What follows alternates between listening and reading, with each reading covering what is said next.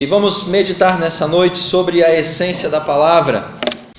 Abra sua Bíblia em 1 Pedro, capítulo 1, 22 até o 25. Eu quero ler esse texto para introduzir a mensagem desta noite. Primeiro livro de Pedro, capítulo 1, verso 22 em diante. Eu estarei lendo a tradução da Bíblia Viva. Agora vocês podem ter amor verdadeiro por todos, porque as almas de vocês foram purificadas do egoísmo, do ódio, quando confiaram em Cristo como seu Salvador. Portanto, procurem amar de verdade uns aos outros ardentemente, de todo o coração, porque vocês têm uma nova vida. Pedro está dizendo, você é capaz de amar, você é capaz de ter uma vida diferente, você pode ser uma pessoa diferente, porque Deus em Cristo Jesus lhes concedeu uma nova vida. E ele continua, ela não foi, essa nova vida, transmitida a vocês pelos seus pais, pois a vida que eles lhes deram desvanecerá. Esta vida nova durará para sempre, pois provém de Cristo a mensagem sempre viva de Deus aos homens. Eu quero destacar essa frase desse verso 25. Pois provém de Cristo a mensagem sempre viva de Deus aos homens. Sim, verso 24. A nossa vida natural murchará como a erva, quando fica toda amarela e seca. E toda a nossa grandeza é como a flor que murcha e cai. Uma citação do profeta Isaías. E aí o verso 25 diz, mas a palavra do Senhor permanecerá para sempre. E a sua mensagem é a boa nova que foi pregada a vocês. Amém, meus irmãos? A palavra do Senhor permanecerá para sempre. Você crê nisso? Amém? A palavra de Deus, ela permanece, a palavra não muda. E às vezes nós citamos o profeta Jeremias num contexto errado. Jeremias fala que as misericórdias do Senhor se renovam todas as manhãs. E nós aludimos essa referência de Jeremias muitas vezes à palavra. E nós dizemos, não, eu leio a Bíblia porque a palavra ela se renova todas as manhãs. Não está errado a gente pensar dessa forma, que a Bíblia, a palavra de Deus, a cada manhã ela se torna nova, fresca, atual. Mas a referência de Pedro ela é significativa, porque Pedro diz que a palavra permanece para sempre. Ou seja, meus irmãos, a essência do que Deus quer para nós, essa não muda. Aquilo que é a verdade de Deus, aquilo que é a doutrina de Deus, aquilo que é a expressão do coração de Deus para as nossas vidas, isso jamais vai mudar.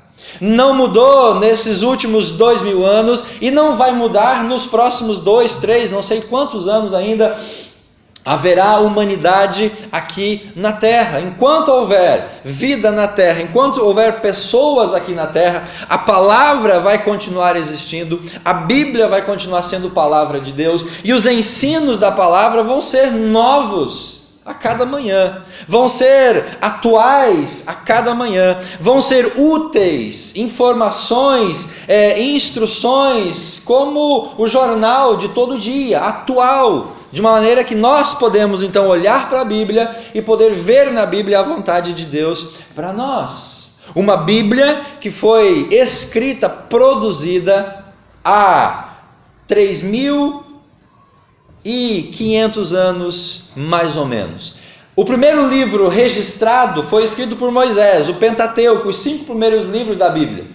E a escrita de Moisés se deu há mais ou menos 1040 anos antes de Cristo. Somando mais os 400 anos que não houve profecia, então o Antigo Testamento é uma produção que envolve aí 1500 anos antes de Cristo. O Novo Testamento foi produzido há 2000 anos atrás. Então nós estamos falando de um texto, meus irmãos, de uma palavra que veio para nós de um contexto histórico de 3000 anos atrás.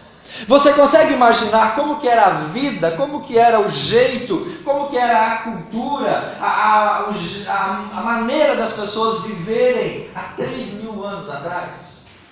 Você consegue imaginar como que era essa vida? Não precisamos ir a 3.000 anos, como que era a vida há 50 anos atrás. há 30 anos atrás. Muitas coisas já mudaram nesse aspecto. E a palavra de Deus, produzida nesse período de 1500 anos por 40 homens diferentes, está hoje diante de nós. E nós estamos hoje lendo esse texto que foi produzido por esses homens em contextos diferentes, em culturas diferentes, com eles próprios, com instruções e culturas também diferentes. E o nosso desafio é justamente tirar a essência dessa produção que hoje está diante de nós, que é a Bíblia, a Palavra de Deus, esses livros que estão aqui para nos instruir, para nos orientar e para nos abençoar.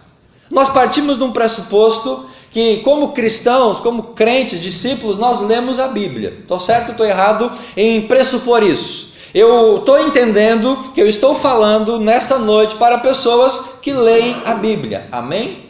E não pessoas que leem caixinha de promessa, porque há muitas pessoas que preferem, ao lugar de ler a Bíblia, ler a caixinha de promessa. Você conhece a caixinha de promessa, não conhece?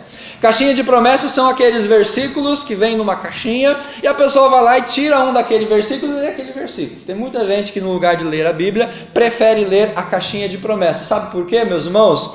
Porque a caixinha de promessa, ela não vai confrontar você e eu para mudança e transformação. A caixinha de promessa não vai nos colocar diante da nossa realidade pecadora, miserável que nós somos. A caixinha de promessa vai nos confortar, ela vai nos estimular, ela vai nos despertar apenas para as coisas boas. Por isso é caixinha de promessa.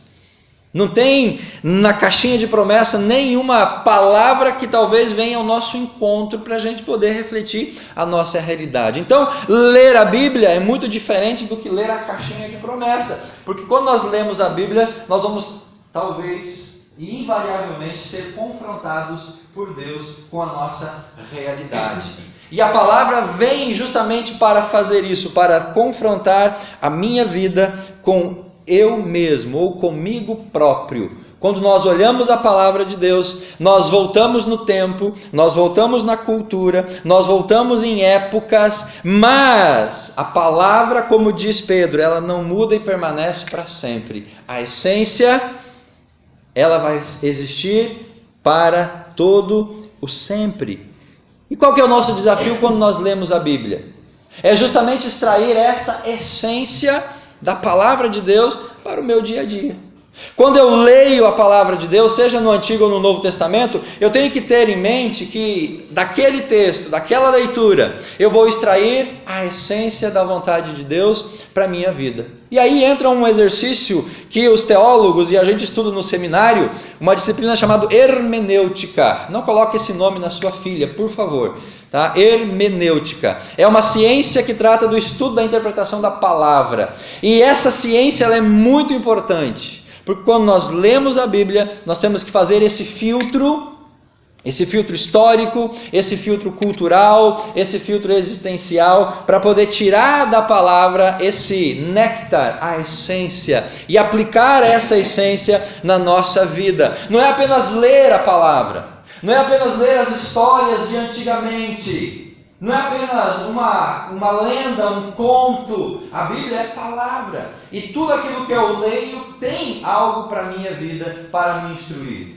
Eu li uma expressão, não lembro onde, não é minha essa expressão, alguém dizendo para um dos seus discípulos, se não me engano, falou, olha assim como todos os caminhos levam para Roma, naquele contexto, foi dito para aquele discípulo, todos os versículos da Bíblia conduzem para Jesus Cristo. Cabe a nós descobrir esse caminho. Então, meus irmãos, invariavelmente, do Gênesis ao Apocalipse, quando nós lemos a Bíblia, nós estamos sendo conduzidos para Cristo. E nesse processo, nesse tempo de leitura, ou nesse contexto da Bíblia, existe questão de cultura, de costume e assim por diante. Qual que é o nosso desafio? Filtrar. Pegar a essência da palavra, ou como o termo que a gente está estudando para esse capítulo, a transposição do texto bíblico. O que é isso, pastor? Transposição. São Francisco. É pegar a água do rio São Francisco, canalizar, fazer essa água chegar aos lugares desertos. Então é transpor, tirar a água do rio, do leito, e colocar para um lugar seco que precisa de água para poder produzir alimento para as pessoas. Então a transposição é tirar a água, que é a essência da vida, e jogar essa água onde não há água para que ali possa haver frutificação. Essa é a ideia da transposição do Rio São Francisco. Essa mesma ideia, irmãos, nós temos que ter e entender quando a gente vai para a Bíblia. Eu estou lendo a Bíblia para tirar a essência da palavra, trazer para a minha vida, aplicar essa essência para que Deus possa então produzir em mim vida, usando o paralelo do Rio São Francisco e da transposição. Eu não posso simplesmente ler a Bíblia e dizer não entendi nada, deixa para lá, amanhã eu vou ler uma outra parte mais fácil, amanhã eu vou ler a caixinha de promessa e daí eu entendo. Quando a gente tem essa atitude, a gente não é beneficiado ou abençoado ou suprido pela palavra de Deus. Nós temos que, primeiramente, ler. Nós temos que ter esse desafio, esse propósito, essa perspectiva. De manhã na escola bíblica foi nos perguntado qual que é a sua relação com a leitura da Bíblia. Quando você lê a Bíblia, de manhã, de tarde ou de noite? Qual que é o seu jeito, qual que é o seu hábito, como que é a sua rotina de leitura da Bíblia? Se nós perguntássemos isso também, como que é a sua rotina de leitura da Bíblia? Muitos vão dizer, eu não leio. Eu ouço a Bíblia quando eu vou na igreja. Eu ouço a Bíblia quando eu ligo o rádio e alguém lá está falando da palavra de Deus. Ou talvez você dizer, não, eu leio a Bíblia todos os dias, sistematicamente. Eu procuro ler, entender e praticar a palavra. Cada um de nós tem uma atitude em relação à Bíblia. Mas, quando você lê, o que você lê? Qual que é a reação? Como o Hilton pregou domingo passado, como que eu reajo àquilo que eu estou lendo? Como que eu vou reagir se eu não estou entendendo? E eu posso às vezes reagir se eu entendo e interpreto erradamente. Então quando eu falo de essência, meus irmãos, é a gente fazer esse filtro. Talvez para ilustrar essa situação, é como você vai comer um peixe, por exemplo. Quando você vai comer um peixe, qual que é a sua preocupação em comer o peixe? Você vai tirar, degustar a essência, né? A carne do peixe. O espinho você deixa do lado, não é assim? O couro você deixa do lado, a cabeça você deixa de lado. Você tira, então, do peixe a essência, a carne. Quando a gente lê a Bíblia, nós temos que ter esse mesmo cuidado. Não que algumas partes da Bíblia sejam desprezadas, porque algumas questões de costume, de cultura, de época, de jeito, já hoje para nós não são aplicáveis daquele modo, daquele contexto e daquela maneira. E aí, irmãos, nós temos que fazer esse exercício de tirar a essência da palavra de Deus. Nós temos a nossa cultura. Você é um ser cultural. Você tem uma descendência. Aqui nós temos italianos que gostam de massa, tá certo? Que gosta de massa, que gosta de tomar um chimarrão. Já é o gaúcho que gosta de comer uma costela. Já tem o nordestino que gosta de carne seca. Tá certo? Nós temos já aqueles que gostam do café, outros preferem o chá. Isso é uma questão de cultura. Nós temos a nossa cultura, a nossa formação, o jeito que nós fomos criados, as heranças que nós trazemos. Tudo isso é cultura. E quando a gente parte para ler a Bíblia, toda essa nossa bagagem cultural, ela vem à tona. A gente acaba lendo a Bíblia a partir da nossa cultura, do nosso conhecimento, do nosso jeito, da nossa formação. Então, quem foi criado, por exemplo, num regime mais rígido, de uma forma mais autoritária, a pessoa vai ler a Bíblia e essa criação mais autoritária vai, de alguma forma, interferir na maneira da pessoa entender alguns textos da palavra de Deus. Então, quando nós vamos para ler a Bíblia, nós temos que entender que nós já trazemos essa bagagem, crenças, valores, costumes, tradições, nosso jeito de falar, pensar, agir, julgar, vestir, comer, tudo isso está envolvido, tudo isso influencia na nossa forma de ler a palavra de Deus. E essa cultura, ela pode atrapalhar muitas vezes o nosso entendimento, para a gente chegar na essência dessa palavra. E quando se trata da igreja, meus irmãos, a igreja moderna, ela tem o hábito de muitas vezes não ser moldada pela palavra, mas ser moldada pelo costume, ser moldada pela cultura onde nós estamos. Aí nós, em vez de, como igreja e como discípulos, irmos para a palavra, sermos confrontados pela palavra e reagirmos à palavra para moldar o nosso caráter cristão, a gente acaba sendo moldado pela cultura que dá ao nosso redor. Então a igreja ela se torna maleável ou moldável conforme a época, a cultura aonde nós estamos inseridos. E o resultado disso, a gente pode ver algumas aberrações. Por exemplo, na história fala sobre as cruzadas, onde em nome de Deus se matava. Nós vemos, por exemplo, um missionário que queria ir para a Índia evangelizar, e aí o pastor disse assim: se Deus quiser salvar os indianos, Ele vai salvar sem eu e sem você, então deixa esse povo para lá. Então muitas vezes a cultura na história da igreja gerou ações erradas e equivocadas. Hoje em dia também a igreja é influenciada pela cultura do mundo e não pela cultura da palavra de Deus. Então, meus irmãos, toda vez que você pegar a Bíblia para você ler, pode ter certeza, você vai olhar para a Bíblia com base na sua formação, com base na sua cultura, com base nos seus costumes, com base na sua tradição familiar, tudo aquilo que você recebeu, tudo aquilo que você é hoje através da cultura. E a Bíblia também tem a sua própria cultura. Por exemplo, o livro do Antigo Testamento foi escrito em que contexto? No contexto de um Oriente Médio, de 3.000 anos atrás. Os evangelhos foram escritos num contexto de um judaísmo na Palestina 2.000 anos atrás. As cartas foram escritas no Império Romano helenizado há 2.000 anos atrás. Então a Bíblia traz o seu contexto. E diante desse contexto bíblico cultural, você pode ter 3 reações quando lê a Bíblia. Você pega um texto da palavra de Deus, você lê o texto, e aí você vai responder, você vai entender o texto de 3 formas. Primeira delas, rejeição total. Você vai dizer assim: se esse texto tem um aspecto aqui cultural muito forte, então está desatualizada e esse ensino é irrelevante, não tem nada a ver comigo. Por exemplo, virgindade. A Bíblia fala em todas as referências, de uma certa forma, de que a virgindade ela é valorizada no contexto do Antigo e do Novo Testamento, mais propriamente no Antigo Testamento. Estou certo ou estou errado em fazer essa interpretação de que uma leitura bíblica, o casamento ou a virgindade era algo elogiável? Tanto é que, por exemplo, os sacerdotes, os levitas não podiam casar com mulheres que não fossem virgens, por exemplo.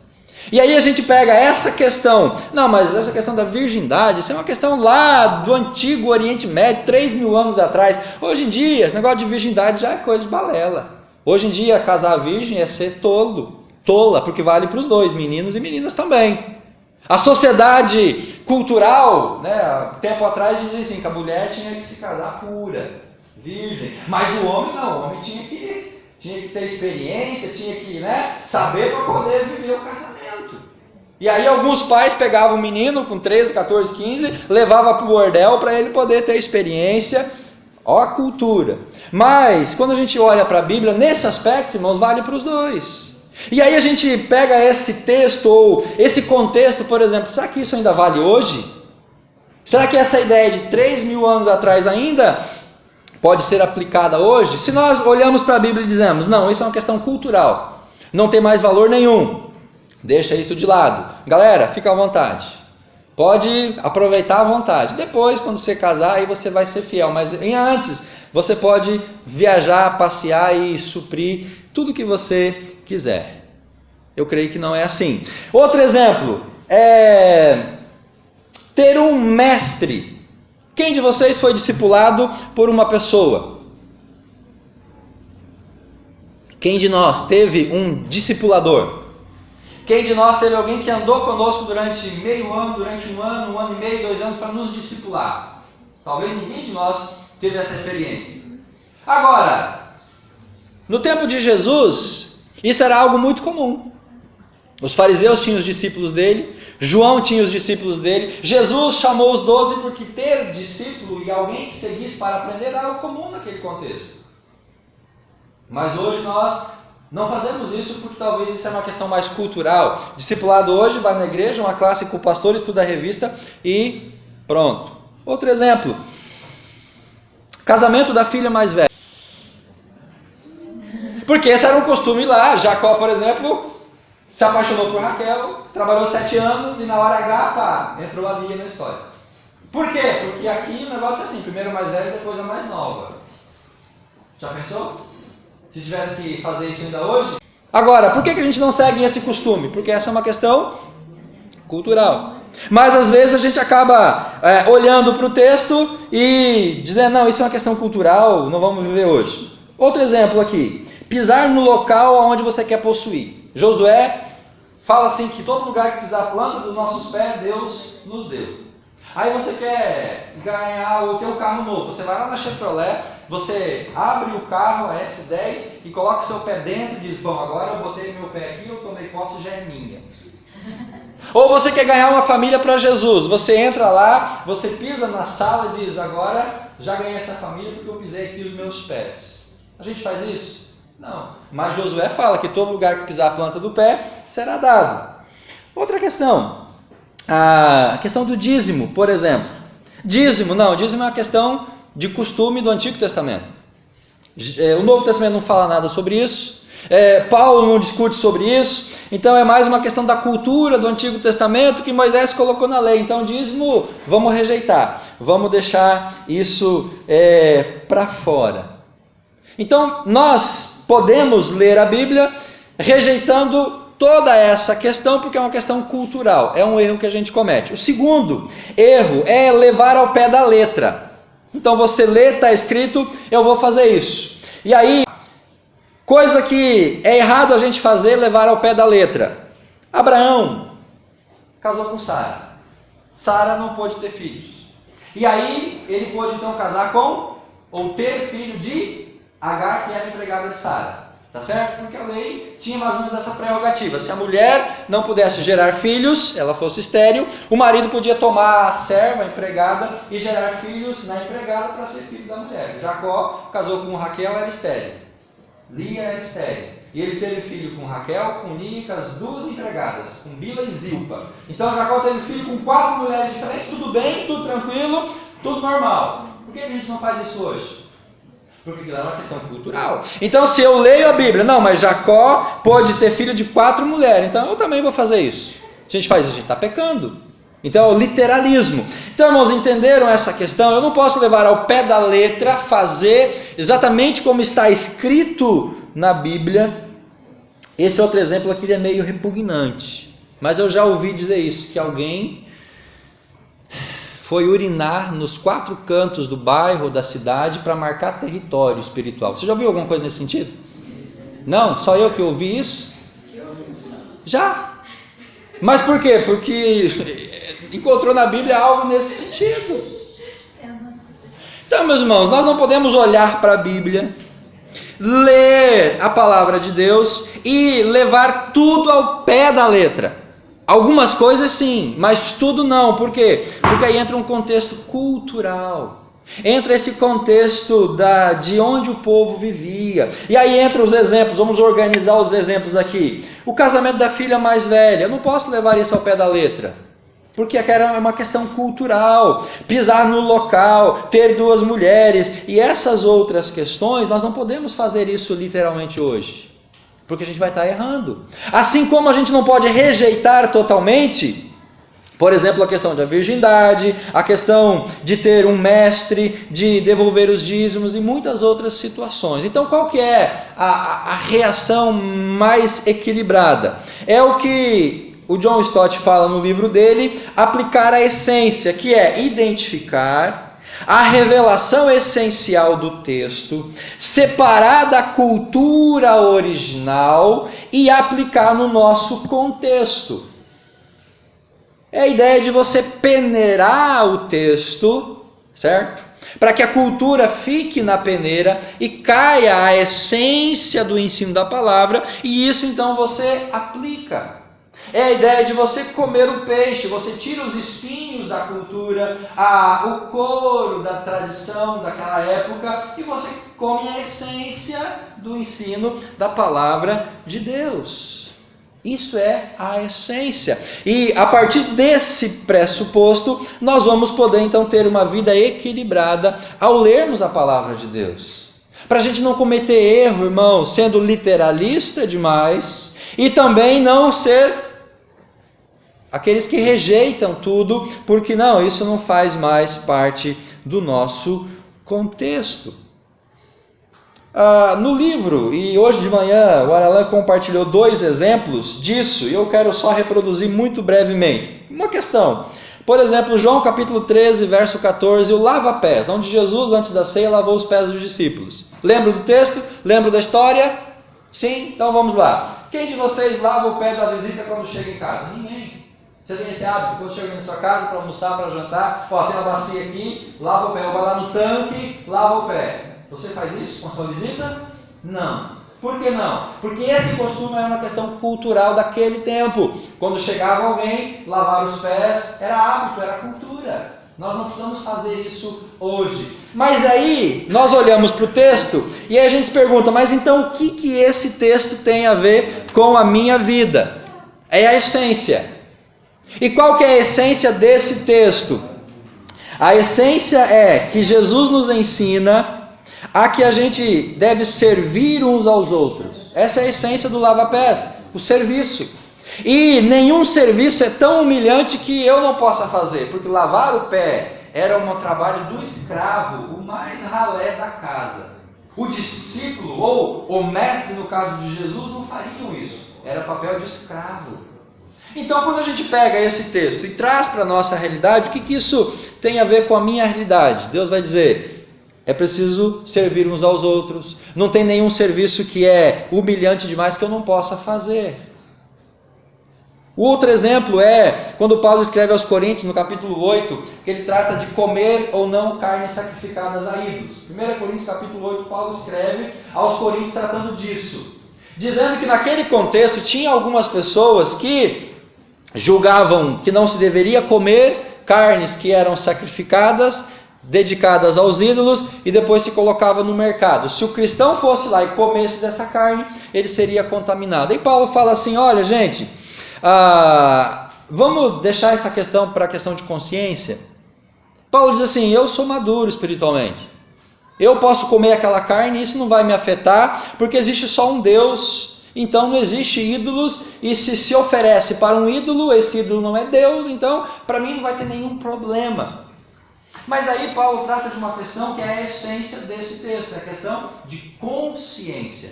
Paulo diz assim, se alguém me ver comendo essa carne, a pessoa vai ficar escandalizada, ela vai ter uma grande frustração espiritual, por amor a essa pessoa, eu não vou comer. Então a essência desse texto é, a consciência é sagrada, precisa ser educada, mesmo sendo fraca, ela não pode ser violada, tem que ser respeitada. Segunda questão, o amor limita a minha liberdade.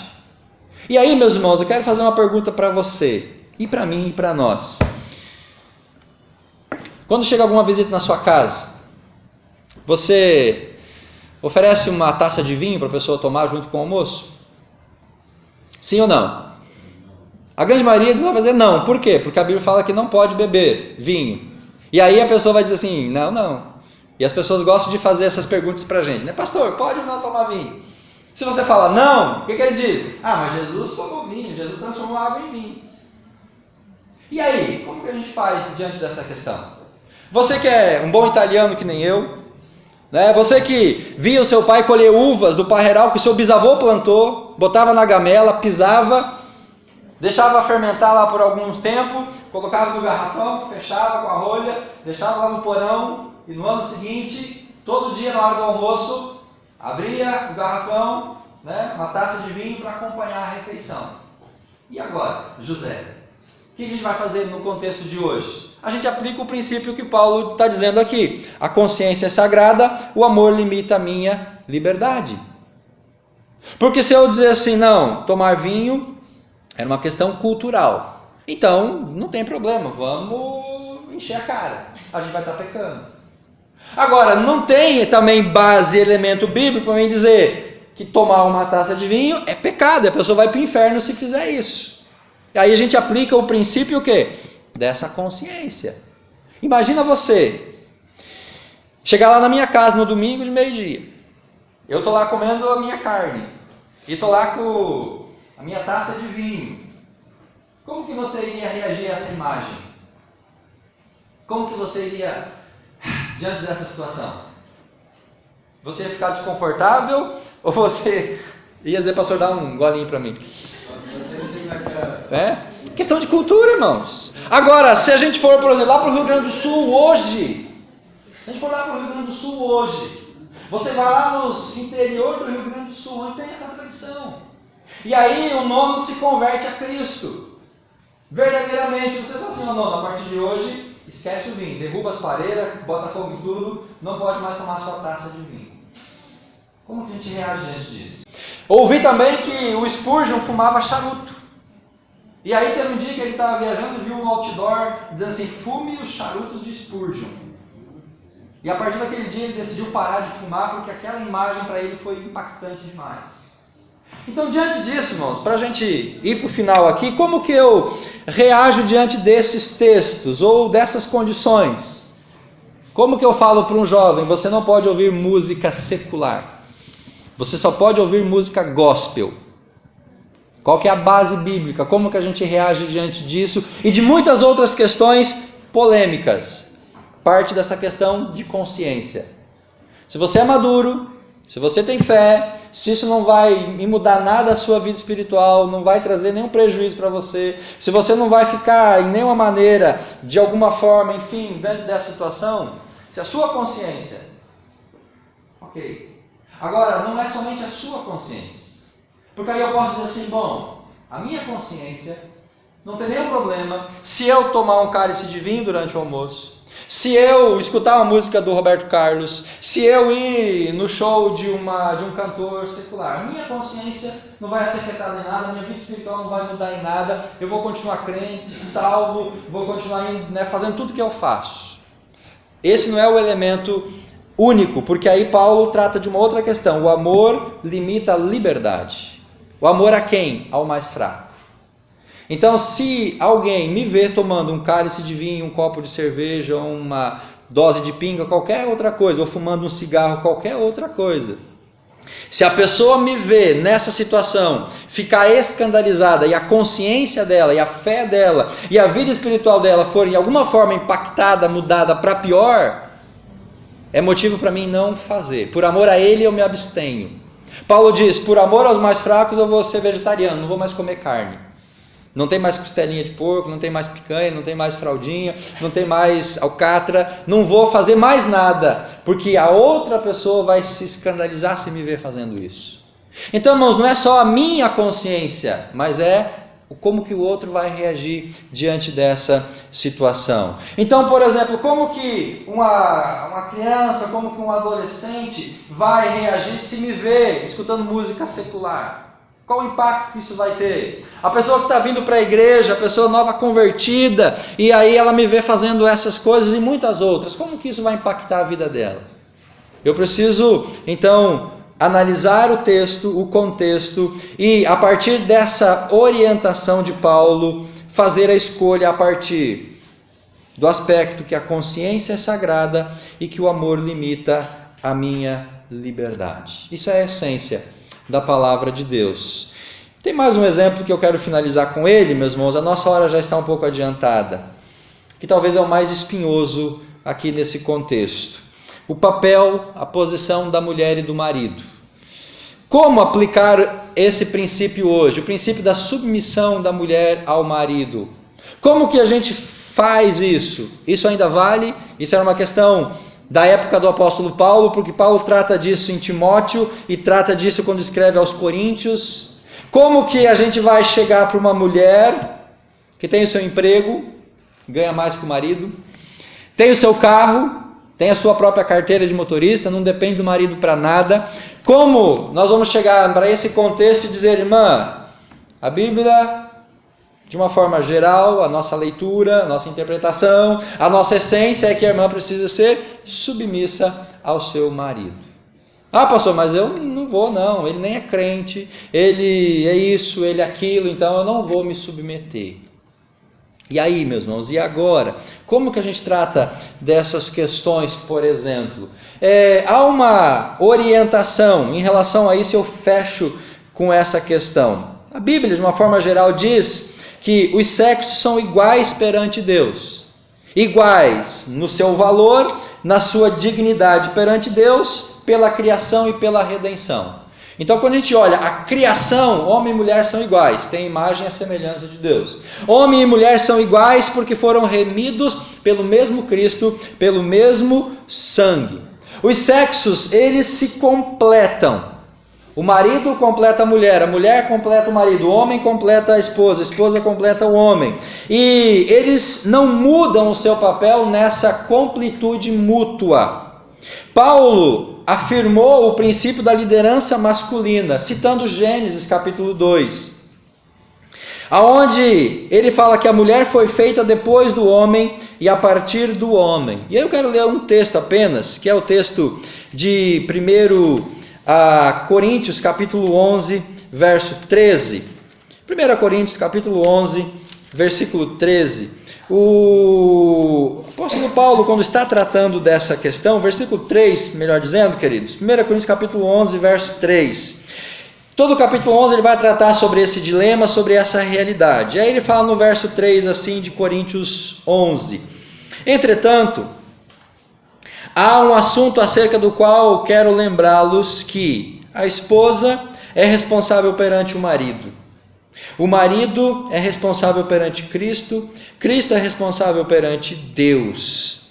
Então, Paulo citando essa questão da criação, que o homem foi feito primeiro, a mulher depois, a orientação de Paulo para a sua época, para o seu contexto, era que a mulher deveria se submeter ao marido por conta dessa ordem de criação, desse processo de criação. E quando a gente olha para o texto de Coríntios, a gente vê uma questão de responsabilidade. A esposa é responsável perante o marido perante Cristo, Cristo perante Deus. Então a gente pode fazer uma leitura de que Deus está acima de nós, Cristo está abaixo de Deus, o homem está sob o senhorio de Cristo e do Senhor. E aí nesse contexto a mulher se submete a essa realidade. Quando a gente olha para esse contexto, irmãos, de formação, de criação, a gente precisa se fazer duas perguntas, que é as perguntas que foram feitas para nós, a partir do nosso livro-texto. O que é ser cabeça? Marido, o que você entende por ser cabeça? Qual que é a sua interpretação de ser cabeça? É mandar? É dar ordem? É ser o cara? É ser o dono da parada? Ser cabeça é ter responsabilidade. Então, se eu como marido não tenho responsabilidade para com minha esposa, como que eu vou querer que ela se submeta a mim? Ser marido, ser cabeça, ter responsabilidade, e não a autoridade. Se eu não tenho responsabilidade sobre a minha esposa, eu só tenho autoridade, eu não vou poder trabalhar essa questão de submissão. Cabeça implica sacrifício. Você, marido, se sacrifica pela sua mulher, seu tempo, seu lazer, seu dinheiro, suas coisas. Cabeça é ministrar serviço. Eu, homem, sirvo a minha esposa, lavo a louça para ela, limpo a casa, cuido das crianças, barará, barará, barará. Cabeça é ter cuidado. Eu cuido física, espiritual, emocional, e não ter controle. Cabeça não é quem controla. Ser cabeça não é controlar a mulher, mas é sacrificar, servir, cuidar. O propósito de ser cabeça não é inibir ou esmagar a mulher. Fica no seu lugar, porque eu sou homem, então você é mulher, fica aí, fica na sua. Mas ser cabeça é facilitar, é criar condições de amor e de segurança. Se a gente entende essa ótica de ser cabeça, o marido é o cabeça da família, o marido é o cabeça do lar, o marido é o sacerdote de casa, o marido é aquele que tem a responsabilidade perante Deus de prestar contas pela sua família, pela sua esposa e por todos aqueles que estão diante deles. Irmãos, não vejo dificuldade em a gente aplicar o princípio da submissão que Paulo está estabelecendo. Porque aí o ser cabeça, o ser o marido, o chefe da casa, o senhor, é nesse aspecto. que eu mencionei não é a autoridade, não é a inibição, não é o esmagar, o humilhar a outra pessoa. Como se aplica esse aspecto de ser cabeça? Tem a ver com a questão de autoridade e submissão. Tem aqui umas questões que Paulo trabalha com relação à igreja, de a mulher aprender em silêncio, não podia falar em público. Resumindo tudo isso, as mulheres podem ensinar na igreja. Por que hoje a gente não proíbe as irmãs de ensinar na igreja ou de falar em público? Porque a gente entende a essência do que Paulo estava dizendo. A mulher pode ensinar aos homens, estando debaixo da autoridade da Escritura, em um espírito humilde. Isso quem está dizendo é o John Stott no seu livro. O espírito humilde e mansidão como membro de uma equipe dirigida por um homem, pelo sacerdote, enfim, por essa questão.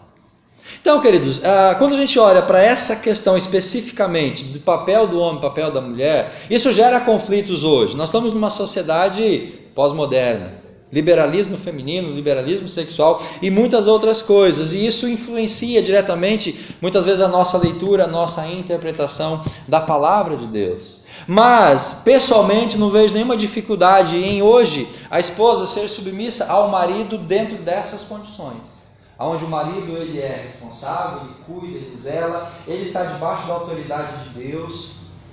Não sei se eu poderia dizer para todas as mulheres, todas vocês se submetam aos seus maridos, porque talvez o marido não mereça essa submissão, ou ele não cumpre o papel dele, como Paulo fala em Efésios: o marido ame a sua mulher a ponto de você morrer por ela. Se a mulher é casada com um cara que morre por ela, irmãos, essa mulher vai se submeter a você tranquilo. Ela vai te respeitar, ela vai te amar dentro desse aspecto. Amém ou não, minhas irmãs?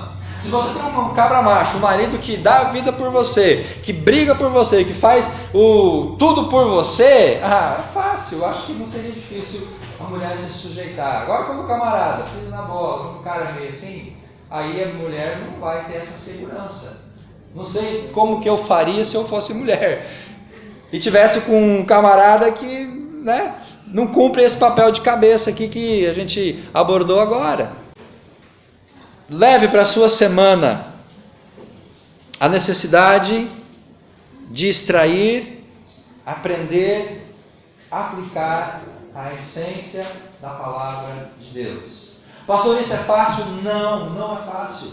Você vai ter que fazer um exercício de leitura, de releitura, de análise, de interpretação, de leitura, pegar um dicionário, conversar com alguém, buscar um conselho, para você poder entender a essência da palavra de Deus. É porque as pessoas não estão buscando a essência da palavra que a gente vê muitas coisas acontecendo aí fora. Ou levam para o literalismo absurdo, ou para uma rejeição absurda, sem ter esse bom senso. É o nosso desafio, irmãos. E a gente não vai conseguir chegar nisso lendo caixinha de promessa. A gente não vai conseguir ter essa essência, ser alimentado pela palavra, se a gente não gastar tempo com a palavra. Então, toda vez que você lê um texto bíblico que está envolta nessa questão de cultura, de costumes, faça esse exercício. Filtre a essência, procurando deixar de lado a questão cultural, mas não o texto como um todo. O John Stott cita um exemplo mais ou menos assim, que quem rejeita o texto é como você pegar uma criança dentro da banheira e jogar a criança e a água fora. Rejeita tudo. Ou quem aceita tudo é ficar com a criança dentro da banheira com a água suja. Ou ele fala, a posição mais centrada é você permanecer com a criança na banheira e somente trocar a água suja. Então não jogue a criança com a água fora, não deixe a criança dentro da água suja na banheira, fique com a criança que é a essência, descarte apenas essa questão que pode ser mudada, questão de cultura, de costume e assim por diante. Vamos orar, Deus possa aplicar a palavra dele ao nosso coração e que a gente possa viver isso dentro do nosso dia a dia, na nossa casa, nas nossas realidades. Deus, nós entregamos ao Senhor a Tua palavra e que ela possa ser aplicada no nosso coração. Nós sabemos que muitos textos têm, ó Pai, uma interpretação mais difícil, um entendimento que exige mais de nós, mas a nossa oração nessa noite é para que a gente possa ter esse desafio e nos desafiarmos a buscar a essência, a centralidade da palavra, para que nós sejamos orientados por ela, não descartemos a palavra de Deus, mas também não vamos aplicar literalmente todos os textos conforme estão, para que a gente também não caia no erro e no absurdo, que nós sejamos sensíveis à palavra e que possamos extrair a essência dela e aplicar essa essência para poder estar na tua presença, ser fortalecido como discípulos e como cristãos. Nos ajuda, Pai, nesse processo, possamos entender e viver a tua palavra a cada dia. Nós oramos nesse propósito no nome santo de Cristo Jesus. Amém. E graças a